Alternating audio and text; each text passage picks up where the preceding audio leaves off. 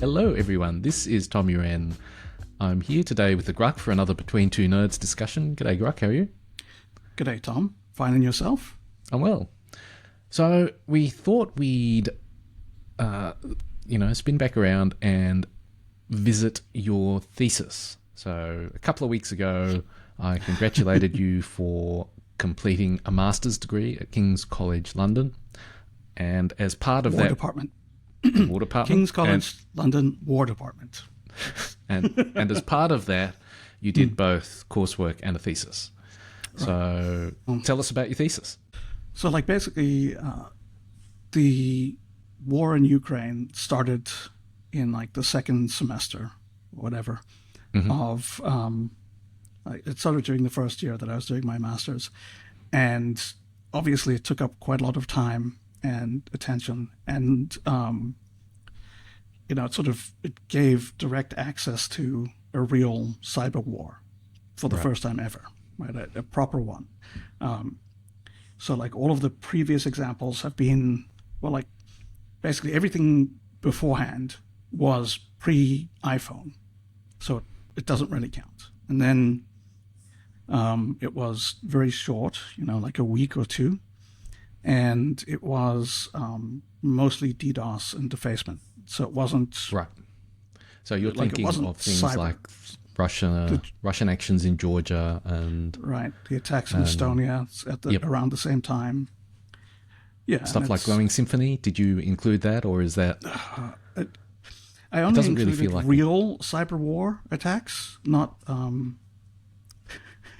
harassment campaigns, but right. Yep. Yeah. No. Fair enough. It's just it wouldn't count because what I was particularly interested in was technologically advanced states against each other. Mm-hmm. Yep. Right? Because a cyber war against a terrorist organization is not particularly interesting because they don't have a lot of cyber infrastructure that runs their entire society. Right?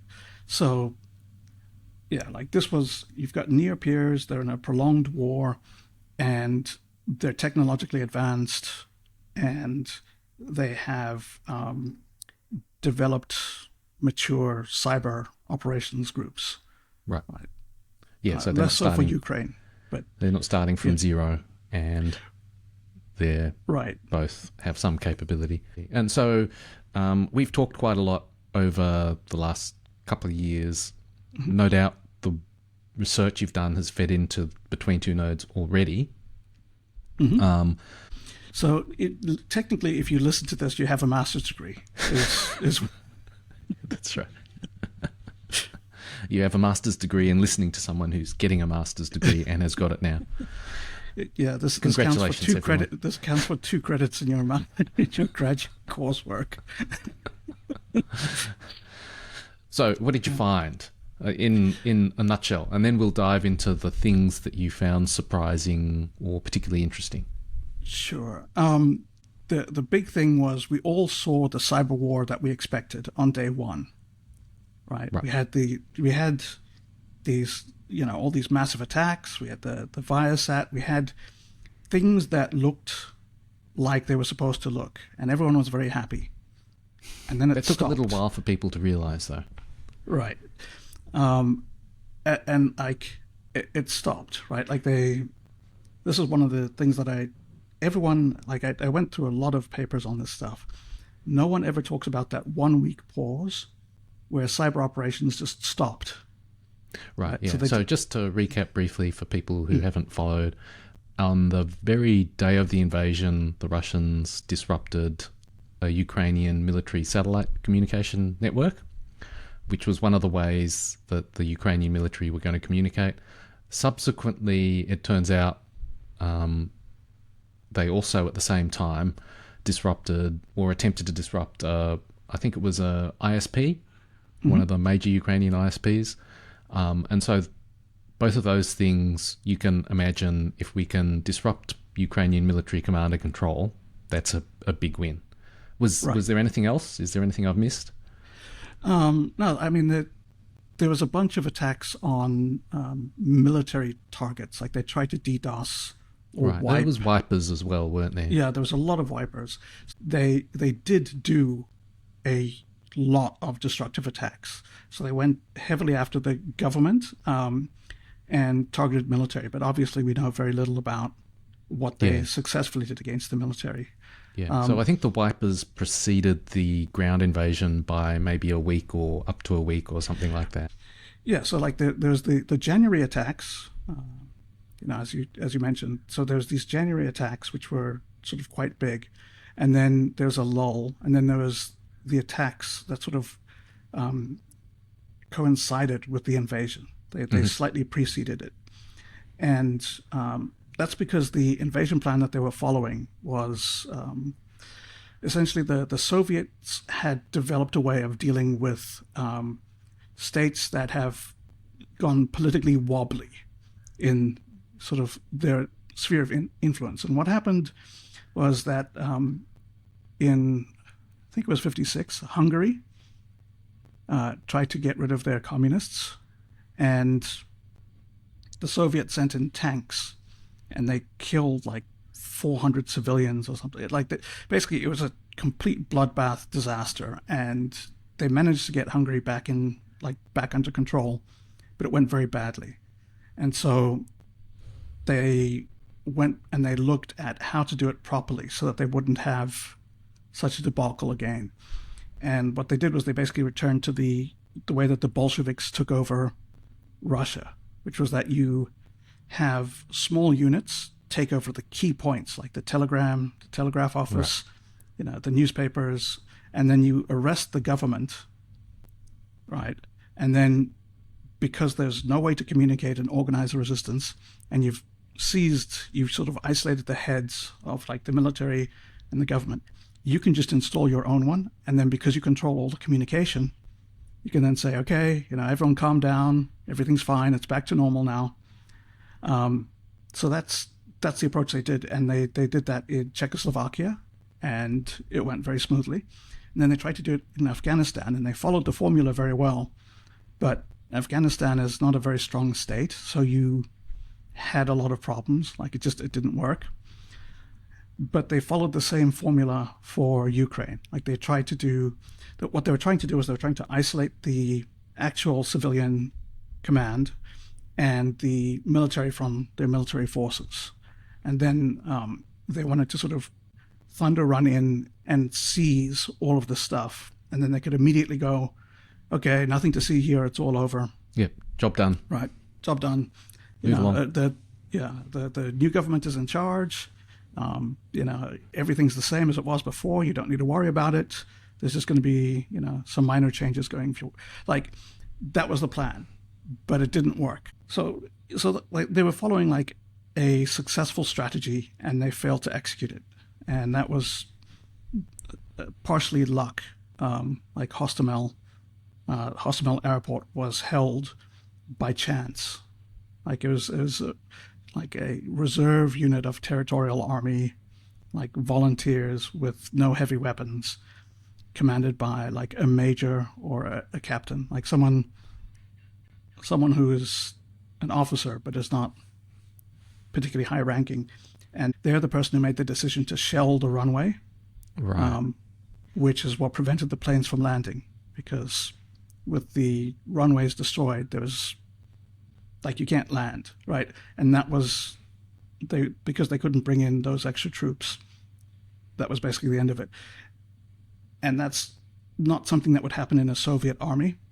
Like a low-level commander doesn't decide to destroy an entire airport, right? Just because like they've been attacked. Yeah, it's like that sort of initiative is not rewarded generally, right? Like, but it was obviously the right call. So I think part of the reason that things succeeded for the Ukrainians was they had a little bit more of a NATO officer corps, like more of this initiative stuff and less of the Soviets, books and tables.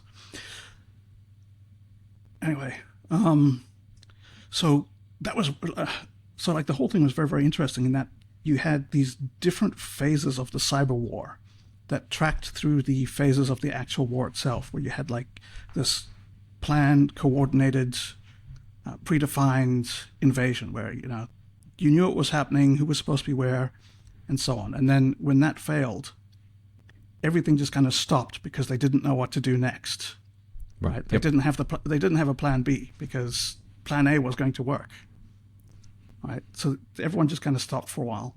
So there's a lot of debate about what actually happened.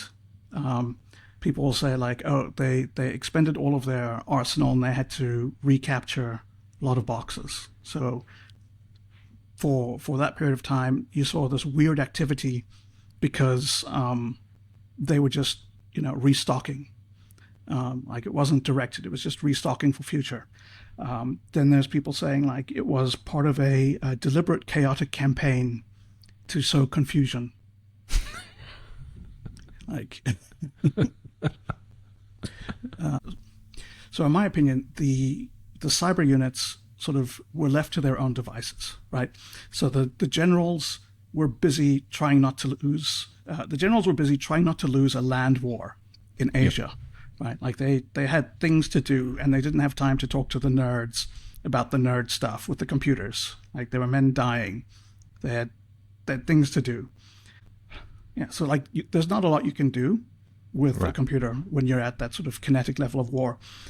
So what I believe happened was that they did busy work, right? Like they very much had to show willing, right? Like we're part of this too. Like you haven't given us a role. We haven't been tasked with anything specific, but we're out there doing our part.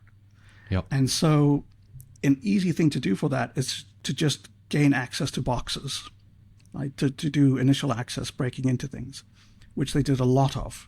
And it was very chaotic. How long did this go for? So this was the summer of 22. Mm-hmm. So it was up until around October, which was when the first sort of winter campaign started. And what, so to me, like this chaos and undirected action, a lot of which never amounted to anything afterwards, it looks a lot like line go up. Right? You can very much say like, hey, last month we had, 200 new boxes, and this month we've acquired 300. So that's a 50% month-on-month increase in assets that we've acquired. Yeah, so from a metrics point of view, that looks good, even if you're not achieving anything sort of strategically for the war effort. Right. And I think that there wasn't a lot of attention being paid to them. So as long as they were just showing that they were doing something, it was probably good enough. Mm-hmm. And then when winter came around and there was this switch to this counter value campaign. So counter value, it's the nice way of saying bombing civilians. Right. Basically, you can either you can either attack the military to degrade them, or you can attack the civilians to make them want to stop fighting. Demoralize. Yeah. Yeah. It doesn't work, but that's one of the options. So when the Russians switched to doing that for the winter, that's when we saw a lot of these attacks against the power plants, like the ones that were actually successful. And you mean kinetic attacks against power plants? No, they did cyber attacks. There was actually a cyber attack that was successful twice. For like they had like 8 hours of outage or something. Okay, right. Yeah. Over 2 days. It was, So I would describe that as tactically successful, but not. Compared to like one Shahed, it was, obviously far more expensive and far less effective. Right. Yep. And I think the Russians realized this, which was why the cyber forces committed was so lightweight. Right. So the analysis that was done at the time was like, they're making it lightweight and easy to execute with a smaller team so that they can do it faster in more places. Whereas to me, it looks like they don't want to commit to something that they know is a waste of time. So they're putting on like the smallest team they could get away with to have an effect and show that, we're part of the effort without actually putting too many resources into it that they could use on something they felt was more effective. Right. That's my take on it, which I have nothing to back it up with. But it feels true to me. So until the Russians tell us otherwise, who knows, I guess. Yep. Right. Okay, so that sort of took them through the first year, right? They this sort of chaotic, we don't know what we're doing. Then there was the let's go after civilians because that's the thing we can do. And then they started doing this pivot into actually doing useful espionage for the military. And that became the dominant thing for the next couple of years. Like it's probably going to be the dominant thing overall. Right, so that's still going on today. Still, yeah, it's currently what they're doing. So there's very few effects operations because there's not a lot that you can do with effects that's actually strategically meaningful. Whereas there's a lot you can do with espionage that is strategically meaningful, and it's going to use pretty much the same resources. If you have access to a Ukrainian military network, you could take it down, or you could learn what the Ukrainians are doing with all of their forces. Mm-hmm. And if you ask the high command, like, which would you rather we do? Like, cause them to be confused for like one day, or know exactly what they're doing for the rest of the war. So what sort of useful espionage are they doing? So one of the problems that the Russians have is their spy satellites are very old and not very good. And there's not a lot of them. So things that they are doing was they would hack into the CCTV and IP cameras. So they did it at coffee shops on the railway lines, so they could track Western military aid coming into the country by using the cameras.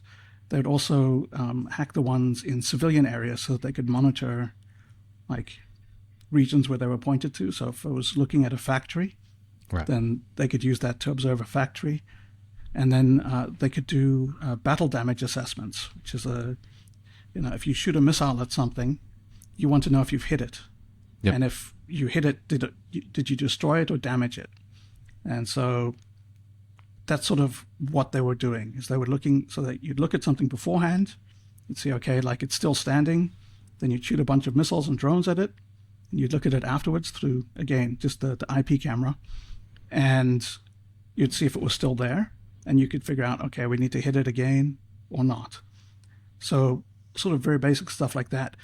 But also slightly more clever was they were going after like the municipal offices for the regions that they were going after, because that's where the emergency services reports were aggregated to. So if you shoot a bunch of missiles at a factory, the fire department is going to make a report, a whole bunch of missiles fell right next to the factory, burned an apartment building, this many, like all of this stuff happened.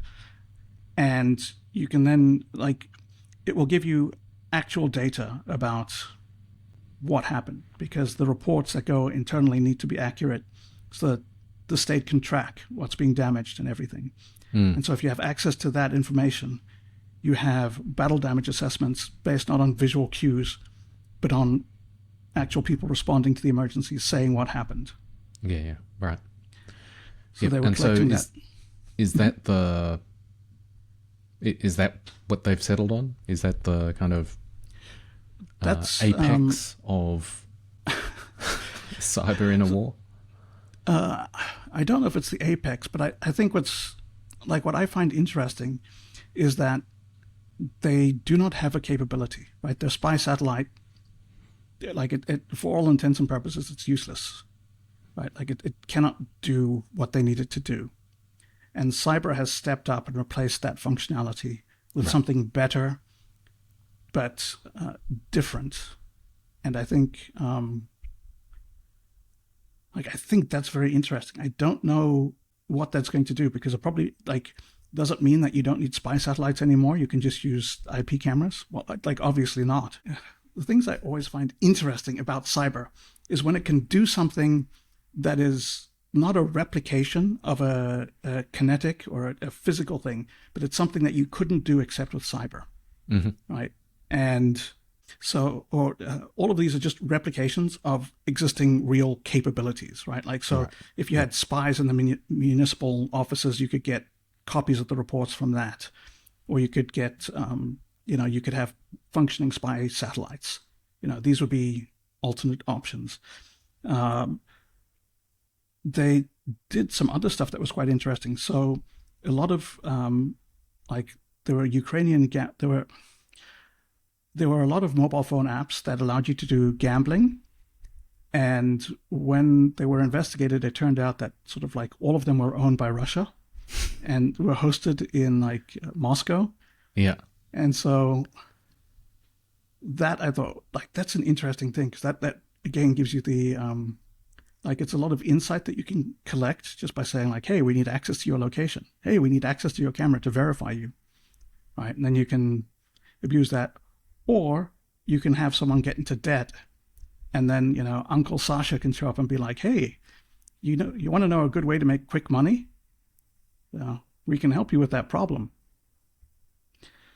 So there was that, but then there's also the map application that people were using for driving was Yandex Maps. Right. Yep. Right. So they weren't supposed to, but it was better than the alternatives. So, convention follows convenience. Right. Yep. Yep. And so again, you could use that for battle damage assessment, or right, and also finding out where things are. So you because for example, like the drone factories are inside people's apartments and in underground parking lots. Like they don't have factories sitting out in the open with big signs in them saying war munitions made here. So a lot of that.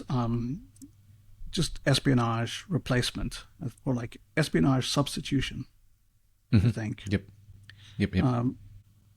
What's interesting is in 2024, so like 2023 was basically figuring out how to do military espionage using cyber and integrating that more tightly into the actual military. So like they like the GRU is military intelligence, but for a very, very long time now, it's basically just been an intelligence arm that happens to report to the military in a lot of ways.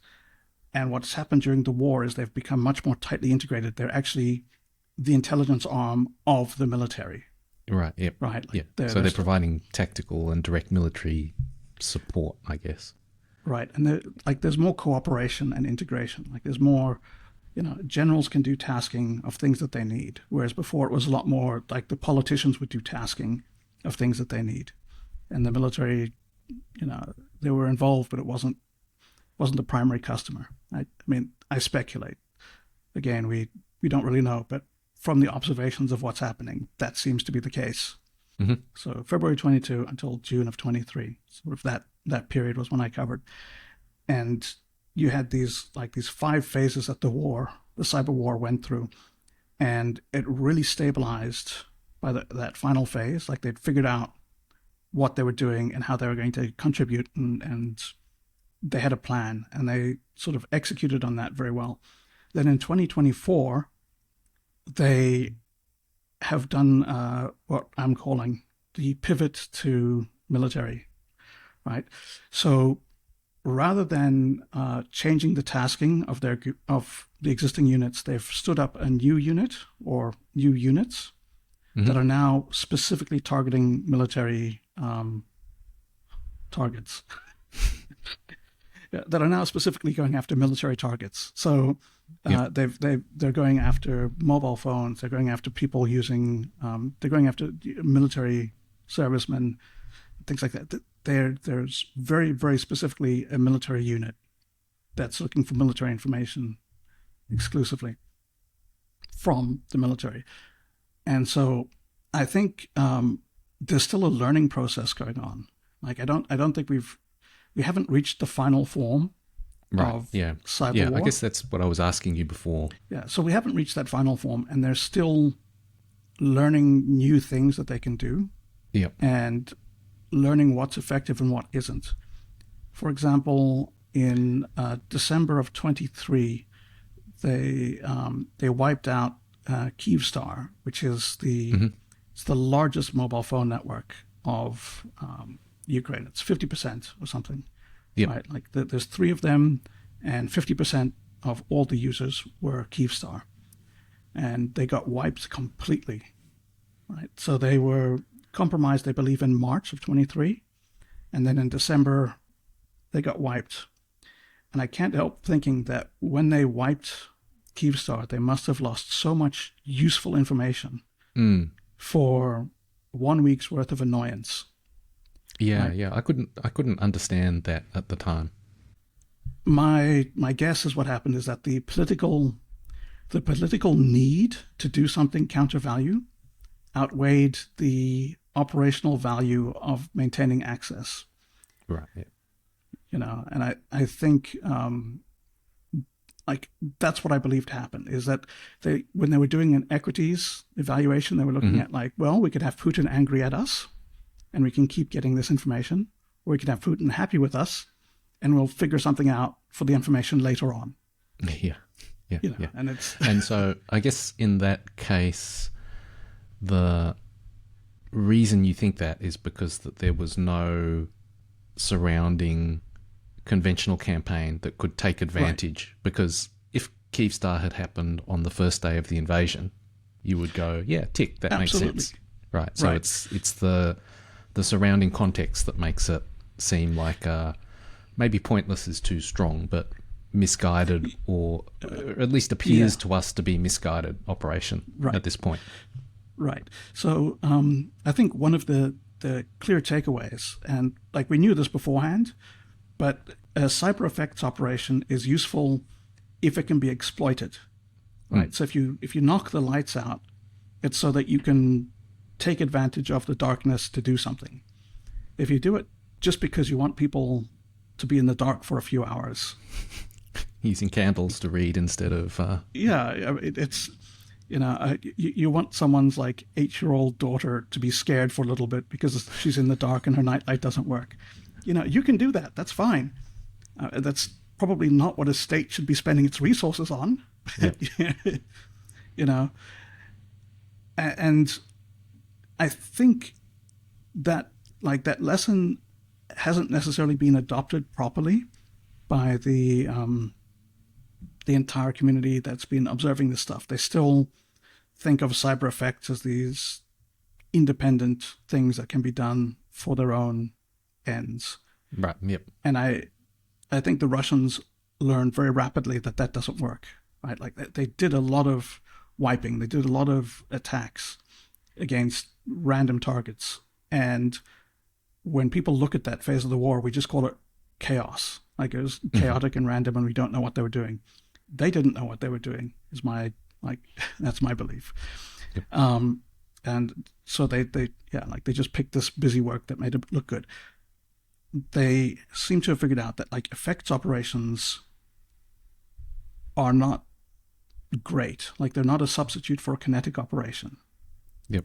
They might be during competition, during peacetime. You can do something that you can't do kinetically. But during wartime, it's just you can always do espionage instead, and that's probably going to be a better use of that time. Effects need to be coupled with something that exploits that effect to really have an impact. And as we saw with Kyivstar, it was coupled with absolutely nothing. There was no attempt to exploit that.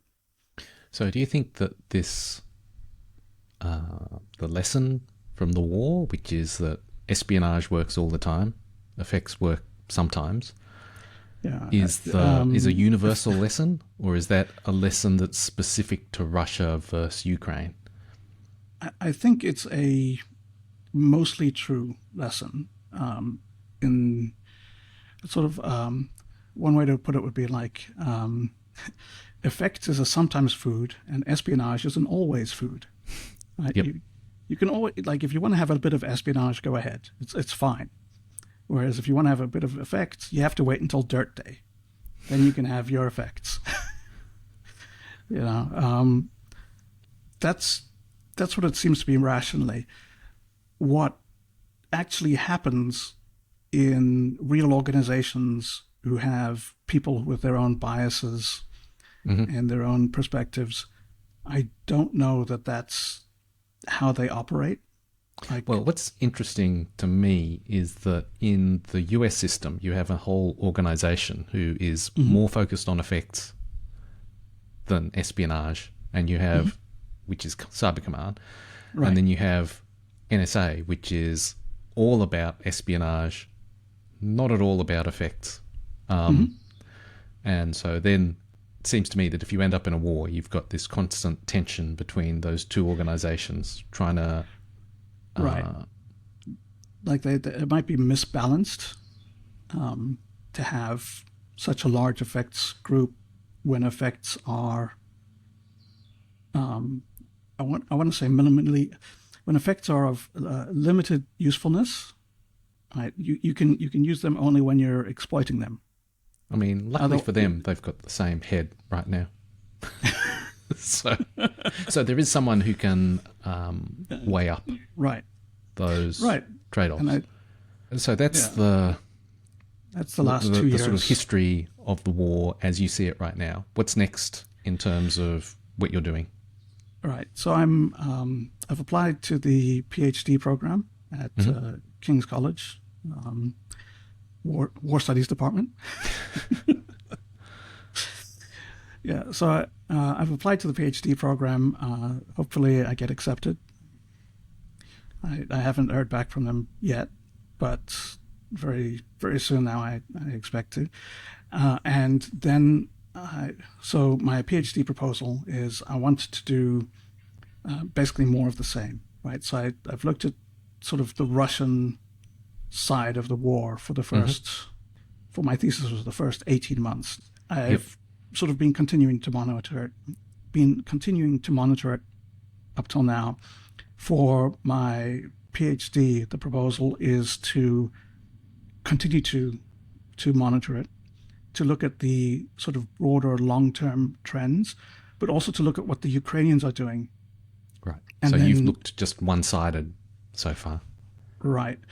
And then what I'm sort of, like, my ultimate hope is that this will allow some insight into the principles of cyber conflict. And the reason I'm hoping to find that is that the Russians have a very a long history with a hierarchical system that's well organized, that's sort of quite well understood, and they've directed that towards doing war, and that's one approach. The Ukrainians have done something else, right? They don't have that existing infrastructure of cyber command or a GRU and stuff like that. Yeah. They didn't have big cyber departments, so they've been building that up, and they've done it differently than the Russians have. So they had the Cyber IT Army, which was one thing. So one of the things you could look at is how do you integrate civilian volunteers into your cyber force? Like, what do you do with people who just show up and want to take part in your war? Right? That's a tough question.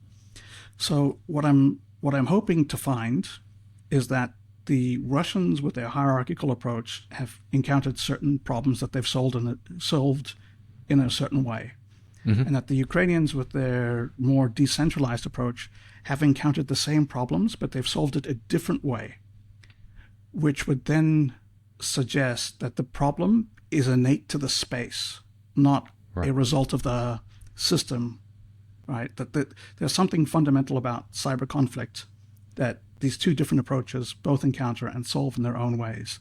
And that should say something about cyber conflict. Right. Well, Grugq, thanks a lot for taking us through your thesis.